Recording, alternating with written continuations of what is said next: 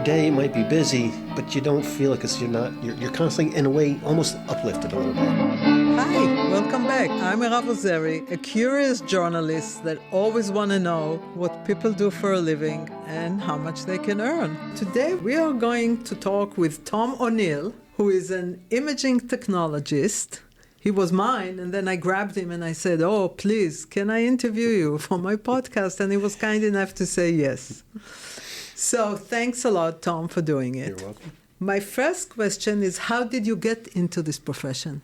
I went with my sister. She's a nurse, and she had to do something at a college, and this is 30 years ago. And in the job fair, they had a whole set out of things between X-ray technologists all the way to radiation therapy on what you could do in the X-ray field. So what grabbed you? Why? What made you decide, that's the thing? Travelability. Back then, you could get a job, a per diem job, I'm going to say literally just anywhere in the country, very easily. So I solely got into this because I was going to travel around the country in places just in per diems to see where I want to settle down through the country. And did you travel around the country? I did not. I had another blessing instead. Another blessing? Yes. My daughter. Oh, yeah, of course. I found Life is what happens to you when you're busy making other plans. Sure was. John Lennon wrote that. Upon graduation, found out, so that changed the plan. Right. So you're an imaging technologist. Do you do CT, MRI, X-rays, all of those things? Correct. I mainly do CT. I've done MR in the past, and X-ray is where you start with any of those three modalities. What kind of schooling did you have to go through to become a technologist? To enter into one of the programs when I went, it was a 2-year degree. The pathway was always you went in, you started an X-ray, and then you learned modalities as you were there. As a student, and I went to Hudson Valley, you had weeks where they would send you through modalities, and you would see if to acclimate yourself to that. But it was solely the X-ray program that you were graduating from, and then on site, that's where you would be learning. So how long have you been doing it? 30 years. In school, did you have to study? Because I remember when you did my city, you had to put me in a certain position and all of that. Did you have to learn anatomy? Yes. And the anatomy for the X-ray program it's an extensive, that's usually what they say the harder course, one of the harder courses in it, because there's a lot of information. So you have to learn anatomy to a very good level. And the physics of how radiation works would be the other hard one for that. So you had to learn all that. And positioning you did in labs and on site. You mentioned radiation. Are you afraid of getting overdose of radiation? You're doing it every day? No, not at all. The nuclear medicine has more of a risk of that because you're holding something that you could spill or anything of that nature. X-ray, it's only if you have the machine turned on. There's no radiation there. That is instantaneous type of reactions. And you have monitoring badges that you wear that are checked every 30 days to see what accumulating you have done in your life and how much for that one period.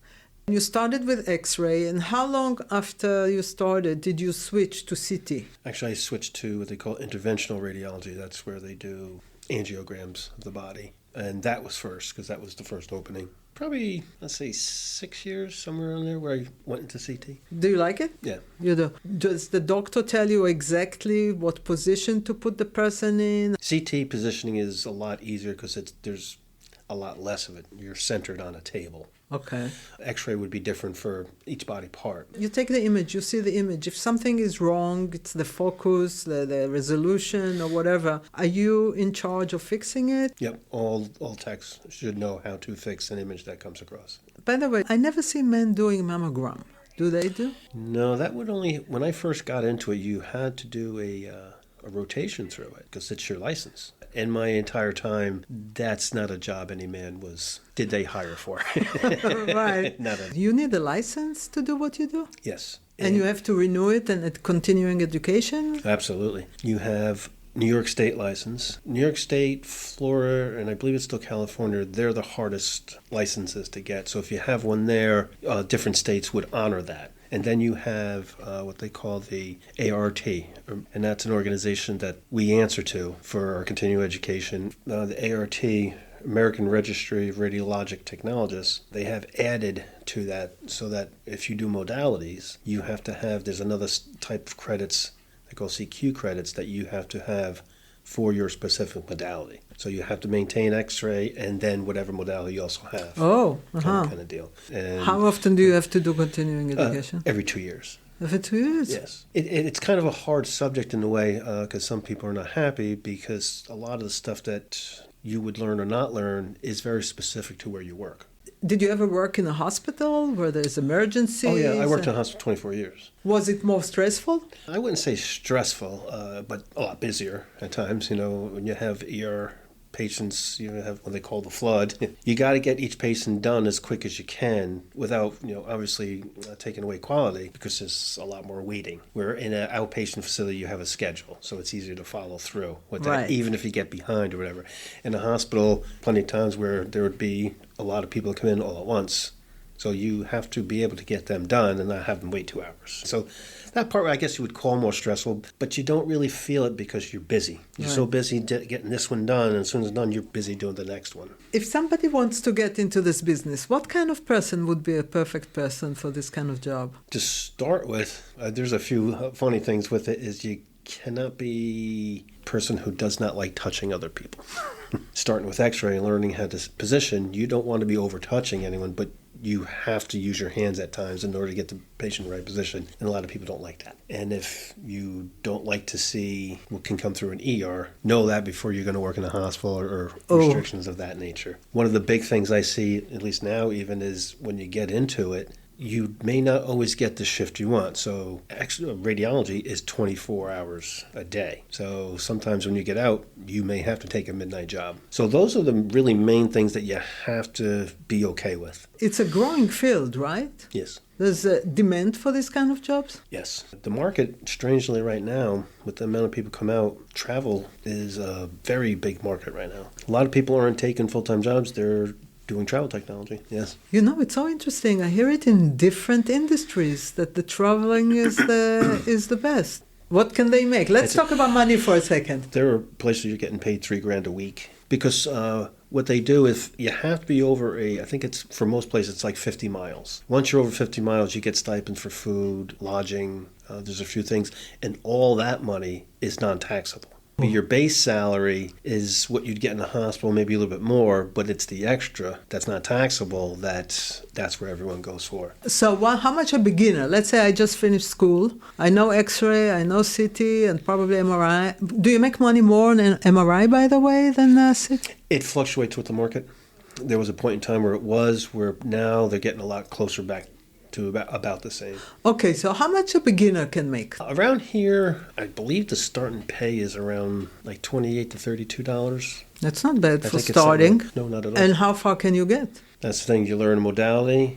You get extra pay for learning a modality, getting certified in that modality. But then you have like evening differential pay, overnight differential pay, and that starts adding up quite a bit. You take, like around here, someone who's been in it for 20 plus years, whatever, they're probably going to be anywhere from the $40 to $50 range. Right. After the 40 hours, you start getting time and a half. Time and a half, yep. And if you work holidays and weekends? That's still, time and a half. You're supposed to get, lunch and, your breaks and stuff like that. And yes, and that's what it does. But it is healthcare. So if you can't because, say, there's too many people in the ER, it's that day, it's just time and a half. What is your day like? You come in here, you have to first check the machine, turn them on. How does it work? I come in, you turn on the machine. There's a calibration it does to warm up so it can take the heat because an X-ray tube generates a lot of heat, especially a CAT scan, a lot of heat.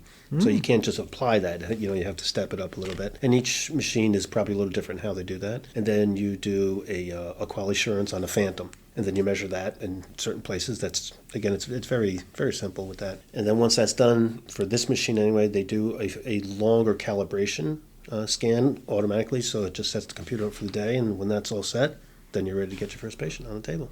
And then it's go, go, go all day long. It is. Then you're making sure the room is stocked. You have a power injector with contrast. You got to make sure that's warm and loaded. The room is clean for patients, and kept between. Right. So when you take an image, you take a look at it first, and do you analyze anything? Oh, absolutely. Oh, you yes. do? Yes. Tell me about it. You don't read the image.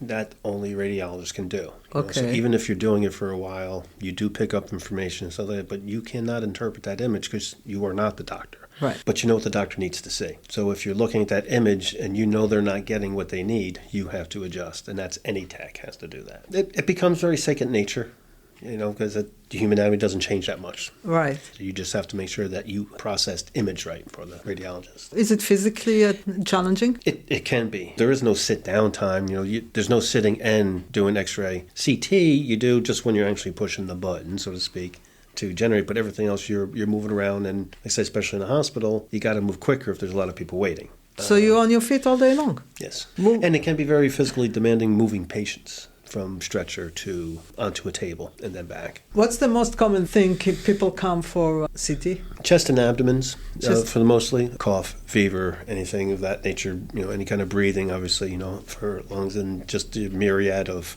you have for health problems, whether it be things like diverticulitis, if you have kidney stones, if your liver numbers are not right, so that's the bulk of what would come through. But anything broken, ribs or anything like that, that's X-ray, right? For a lot of things, like say a foot, they'll do CT because you can take that data that can be applied to robotics for surgeries, if like for knee replacements or anything of that nature that they use robotics for. You would need the 3D data for that to be constructed. Oh, really? Yes. I didn't know that. Yes, if it's a robotic program.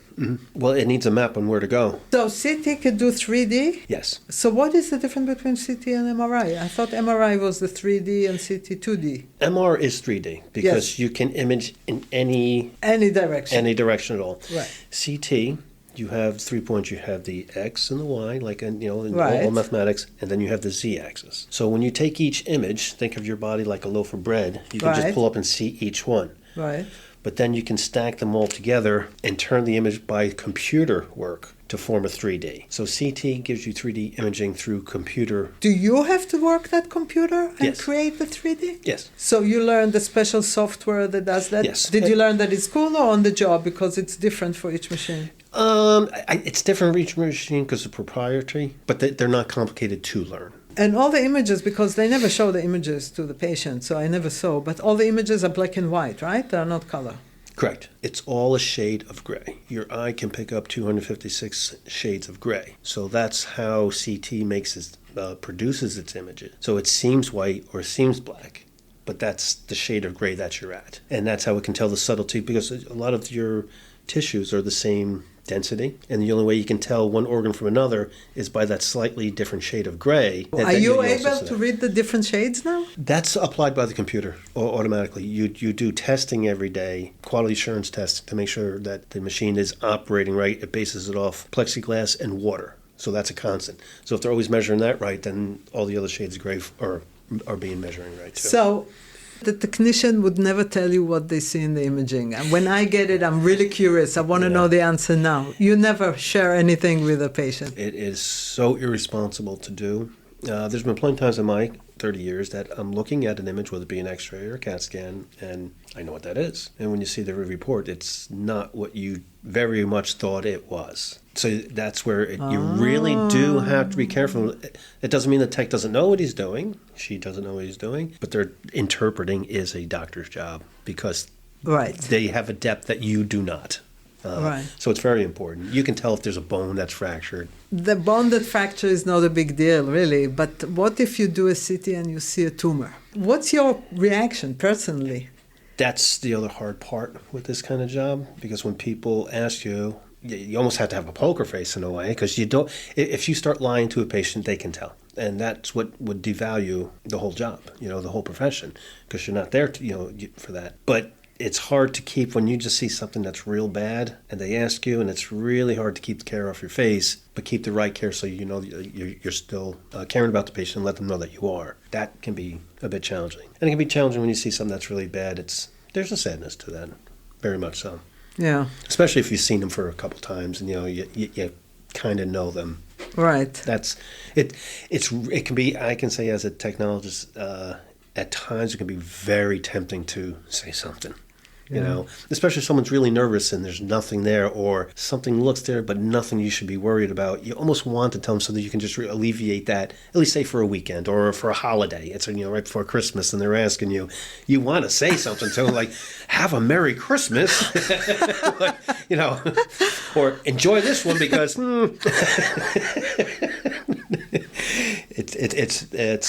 it's hard sometimes to. Don't you think AI could take your job away? That's a very good question. There's possibly, but that's going to be down the road quite a bit, because even in how radiation is used right now, it's getting more efficient and you're able to use less and less. So when they get to a point where you're using such low dose radiation, you may not need the specialty training with it anymore because the machine's going to do it. And then what would run the machine? Well, then an AI would. Yes. There's nowhere so far that AI can get in there and take away the job that I do.